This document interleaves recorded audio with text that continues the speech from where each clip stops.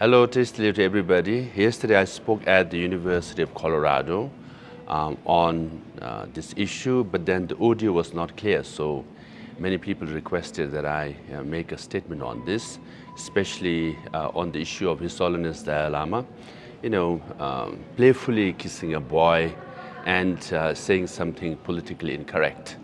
Those who know His Holiness the Dalai Lama, like Tibetans and Buddhists and people who have visited him and met him, will not see any story whatsoever in the story which is being shared and reported by major news media around the world. Number one, the incident happened in February 28. Why the news is going viral now after 5 weeks, that itself is a question. Number two, if you have met His Holiness Dalai Lama, having worked with him for 10 years, I've been with him in many public events. He is one playful person. For example, if there is an Indian security person with a beard, he will pull his beard. If you have a mustache, he will play with your mustache. Sometimes, he will pull his mustache down, I'm sure that person has spent many minutes, keeping it up. He pulls it down. And if you have a big head, he'll point your head and say, big head, So if you have a big nose, he will say, big nose, and he goes close and gives the New Zealand Maori greeting, of touching each other's nose. So he's like that all the time playing. And if you are bald, that's it. He'll rub your head and give you one spank. Sometimes quite hard. My security Kalayan used to get quite a few spank on his head because he was bald. Now, imagine His Holiness Dalai Lama going to the White House, meeting the President of America. This can't be, as serious and formal meeting as possible. He meets President Barack Obama. What does he do? His Holiness says to Obama, oh, you have big ear. And he starts playing with his ear. And what does Obama say? Oh, you notice, So in that very serious, highest level of meeting, His Holiness plays with people. Another story. His Holiness was giving a lecture at Harvard University, Sanders Theater, and he had to go through this basement tunnel, and where there was also an office. So we had cleared the tunnel. So as His Holiness was coming out, one lady from the office came out with the files, and she was busy moving forward. His Holiness ran and gave one slap from the back to the lady. She turned around and looking, thinking, who the hell hit me, And His Holiness looked at her, smiled, and she also smiled. They both laughed and they hugged. They started walking. What did His Holiness tell this lady? He said, fat. Because this lady was, on, heavier side. She laughed, he laughed, they hugged, they walked towards the stairs, and he said goodbye to her, and she said goodbye to him. And she shared the story that His Holiness hit her, and he called her fat. Why the lady was not offended? Because His Holiness is sincere. He has no ill intention. He was very pure in his motivation. For example, myself, I got elected in 2011.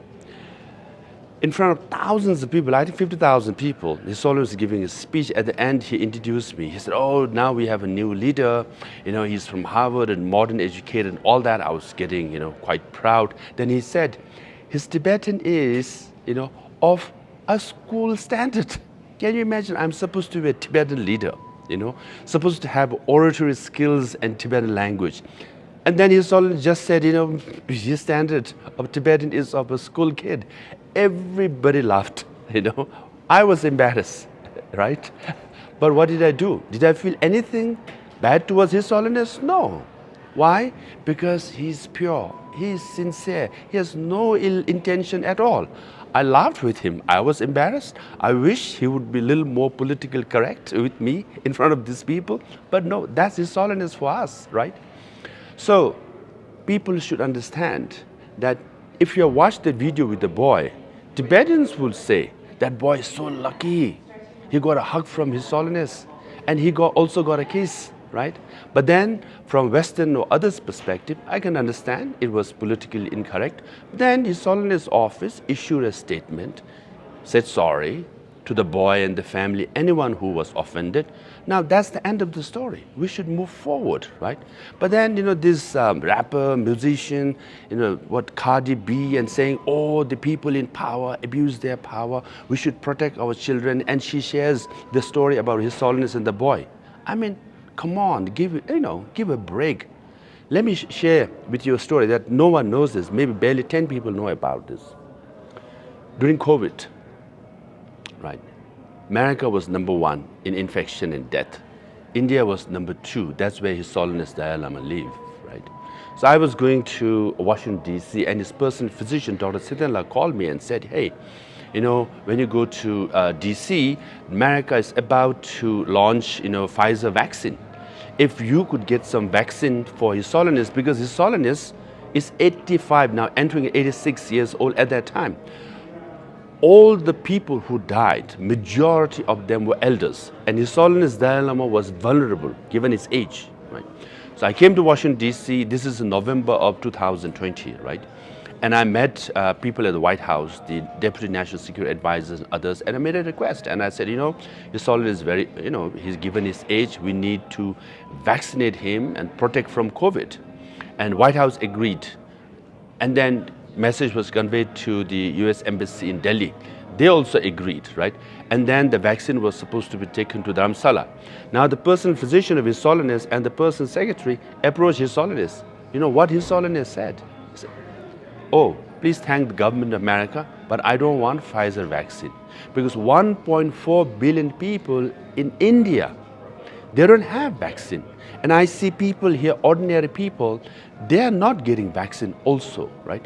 I will wait till they get vaccinated, then only I'll get vaccinated. So, he refused a vaccine from America. That's His Holiness Dalai Lama, right? Now, we waited for a few months, right? And then finally, the vaccine was introduced in India, and AstraZeneca, which is 67% effective.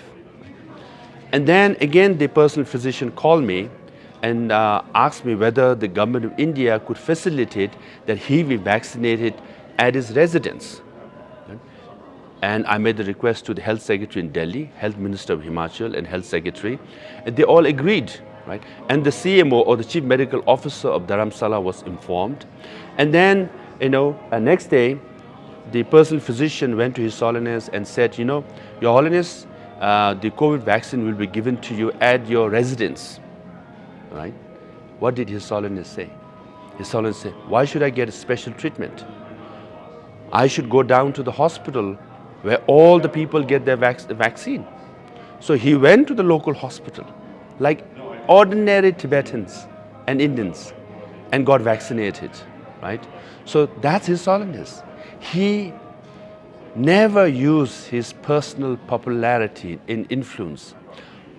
Far less than that. Even vaccine was offered by America. Even when he was offered to get vaccinated at his residence, he said, no, I will go down to the local hospital. So Tibetans know about it, right? Buddhists know about it. All the people around His Holiness know about it, that he is sincere. He is for us the Buddha of compassion, right? So I hope people around the world will understand through the stories because of my personal experience, right? And put it in proper context whenever you talk about His Holiness the Dalai Lama. Lastly, major media have covered these story, and then it's time to move on. But also, you are showing concern about children, which is fair.